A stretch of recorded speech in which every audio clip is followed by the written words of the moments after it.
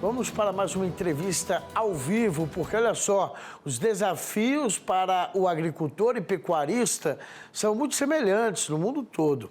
Os extremos climáticos, por exemplo, impõem melhores técnicas para amenizar os impactos na lavoura, na criação de animais e na despesa mensal com os insumos. Para isso, a tecnologia tem sido uma importante aliada. No Brasil, a produção agrícola em alta ganha destaque diante dos países estrangeiros. Um dos motivos seria a aplicação cada vez maior do plantio sustentável e a responsabilidade em relação ao meio ambiente. Eu cito aqui a pecuária, que tem adotado boas práticas com maior frequência. Agora, um estudo desenvolvido por consultores em Boston, nos Estados Unidos, identificou os diferentes perfis do produtor brasileiro e as inovações desejadas pelo setor. Quem conversa com a gente é Lucas Moino, que participou dessa pesquisa e agora trabalha com a gente aqui, trazendo os resultados. Seja muito bem-vindo, uma boa noite. Boa noite, Fábio. Prazer estar com vocês aqui. Obrigado. Satisfação é nossa, Lucas. É interessante demais. A pesquisa ela apontou realmente uma gama muito ampla, né, de produtores, claro, obedecendo os desafios de cada região brasileira, questão da seca, a estiagem em algumas áreas, e como o agricultor se comporta bem diferente de um pecuarista. Lógico, são atividades diferentes, mas adotando métodos também diferenciados. Mas eu penso que a assistência técnica é fundamental para todos eles, né? O que mais o senhor pode trazer aí sobre este estudo? Fábio, eu acho que você está coberto de razão. A ideia do estudo foi justamente essa, a gente conhecer melhor o produtor rural brasileiro, entender como ele e eu acho que a primeira constatação é que ele é muito diverso, né? A nossa agricultura é muito grande aqui no Brasil, ela tem uma série de diferenças, né? Se você pegar o sul do Brasil, na maioria das vezes feito de pequenos e médios produtores, tipicamente organizados em cooperativas. Você sobe para o centro-oeste, os produtores ficam maiores, eles ganham em porte. Alguns desses já mais empresariais se relacionam com o agrônomo independente, com as revendas, eventualmente até diretamente com os produtores aí de insumos e equipamentos, né? A ideia do estudo aqui, obviamente, foi cobrir o maior território possível que a gente conseguisse aqui no Brasil, onde acontece a agricultura, e para isso a gente ouviu mais de 1.300 produtores. Boa parte desses produtores a gente ouviu pessoalmente na fazenda, quer dizer, a gente foi lá para o outro lado da porteira conversar com essa turma, olhando no olho, tomando café, para tentar entender essencialmente duas coisas, tá? A primeira delas era quais são os aspectos funcionais que dirigem o processo de tomada de decisão de um produtor, quando o tema é tecnologia, quando o tema é tomada de crédito, quando o tema é sustentabilidade e quando a gente quer saber o que ele pensa do futuro da atividade dele e do setor, tá? E o segundo, como ele se sente fazendo isso, tá? O produtor rural, antes de ser produtor, ele é uma pessoa, na grande maioria das vezes, a gente não está vendendo para uma empresa, muito embora os grandes sistemas aqui sejam empresariais, né? Então a gente queria, de fato, entender como é que essa turma toma a decisão, por quê? Funcionalmente, porque aumenta a margem, diminui o custo, aumenta a produtividade por área, e como eles se sentem, por exemplo, em relação ao risco, né, de incorporar uma tecnologia nova, complexa, ou de tomar crédito para isso. E eu acho que o estudo trouxe uma série de informações importantes que o setor, de maneira mais ampla, pode usar tanto no público para definição de política pública, como no privado para as empresas entenderem melhor como abordar o produtor nos seus diferentes perfis aqui. Um detalhe também, né, destacado nesse estudo é que realmente há uma preocupação por parte de, pelo menos maioria, de que é preciso não expandir terras, abrir mais locais, terrenos, e se investir onde você está lá, com a ciência, a tecnologia, que a produtividade virá desse investimento, né? Esse é um dos grandes pontos ali, e a gente consegue notar isso claramente, Fábio, principalmente quando a gente quebra por idade ou por geração, né? O paradigma de expansão do produtor da geração do meu pai ou do meu avô sempre foi o paradigma de área, né? O produtor rural que ganhou dinheiro nas décadas passadas no negócio aqui, ele na maioria das vezes ele não investiu esse dinheiro em ações ou no mercado de capitais, ele foi e comprou mais uma fazenda em outra região maior, ele aumentou, expandiu a área dele para expandir a produção. O produtor de hoje, por muitas razões, ele pensa diferente. Se ele for fazer um investimento, ele vai estar muito mais inclinado ou propenso a fazer um investimento na área que ele já tem para expandir a produtividade e aí, pela produtividade, expandir a produção dele. Eu acho que prova disso é que nos últimos anos, quase que 3/4 do aumento da produção do Brasil nas grandes commodities aqui veio pelo caminho da produtividade ao invés de vir pelo caminho da expansão de área. Tá? Então, de fato, essa é uma mudança geracional que fica muito clara na medida em que a gente olha os dados do estudo e a gente consegue, de fato, olhar essa diferença geracional e como diferentes gerações abordam a expansão da agricultura no Brasil. E, Lucas, a gente traz muito aqui técnicos da Emater, extensionistas, que estão no campo, né? Estão visitando, batendo na porta, passando para a porteira, para o outro lado da porteira, para justamente tentar identificar as dificuldades, o tratamento com a terra, sistema de irrigação, que tem sido aí também um pouco mais espalhado, né, como uma técnica que vai economizar a questão dos recursos hídricos, enfim, e assim preservar, né, o solo, evitando erosões.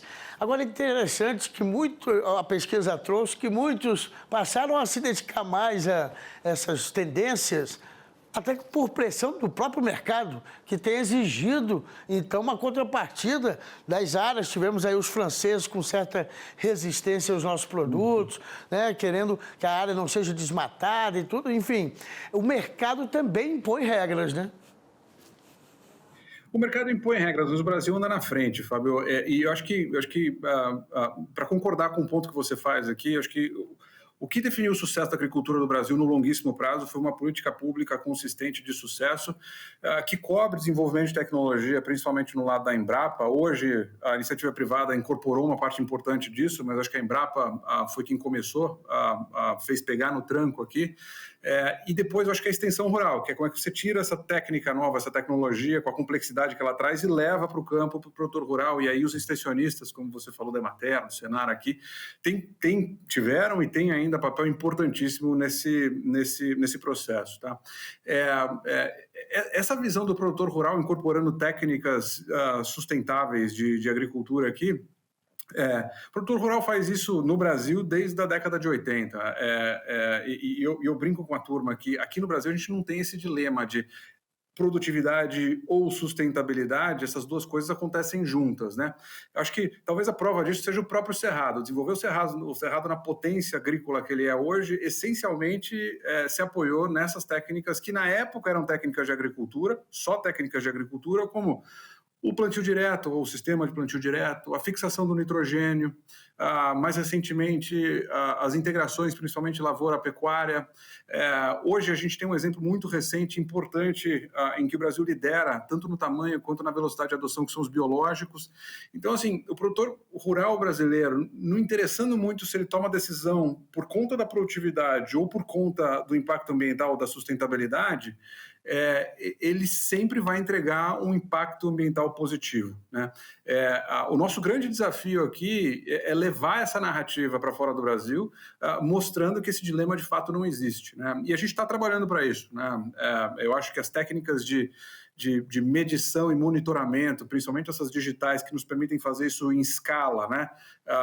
Que permitem entender qual é o nível de adoção das técnicas que são importantes e que deixam impacto, que nos permitem mensurar o impacto e provar o impacto para fora, vão ser os grandes destravadores aqui dessa discussão. Mas eu concordo com você. E nesse quesito, de novo, por conta de todo o investimento de décadas aqui, começando com a Embrapa lá para trás e até hoje, o Brasil dá aula, tá? O Brasil, nesse quesito aqui, ele está absolutamente adiantado, lidera na agricultura mundial. Agora, Lucas, também é interessante a gente destacar aqui que o produtor, ele tem vaidades, né? Ele quer ser respeitado na comunidade agrícola e ele quer investir e ter retorno rápido. Nada de demorar demais. Então, mas tudo isso vai justamente vir desse empenho que ele tem em manter as questões ambientais dentro da sua propriedade, né?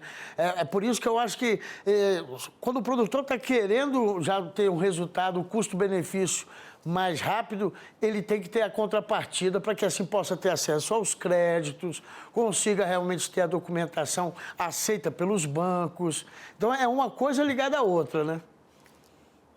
Não, tá tudo conectado aqui, né? Eu acho que o produtor, na medida em que ele toma a decisão de tomar crédito e tomar crédito para fazer aquisição de tecnologia, ele vai aumentar a produtividade. Se ele aumentar a produtividade, certamente ele vai tirar a pressão por novas áreas, né? Que é o paradigma que a gente vinha discutindo. Quando eu expando a produção pela via da produtividade, não pela via da área, eu tenho uma externalidade positiva já de cara, que é a diminuição da necessidade por novas áreas, né? Aqui nós estamos eliminando potencialmente 50% das emissões do Brasil, 3/4 das emissões associadas direta ou indiretamente à agricultura no Brasil, tá? Então, assim, de fato, o apetite de aquisição à tecnologia do produtor, ele é dirigido pelo aumento de produtividade, mas na grande maioria das vezes ele entrega um impacto importante de sustentabilidade. E é isso que a gente quer mostrar ou quer levar para fora. Isso pode acontecer de uma safra para outra, se a gente estiver falando de novo, técnicas consagradas, como o sistema de plantio direto, a fixação do nitrogênio, uma série de outras técnicas tem muito espaço para crescer ainda, né? Acho que os cultivos de cobertura, como segunda e terceira safra, são importantes, são complexos, mas trazem impacto importante.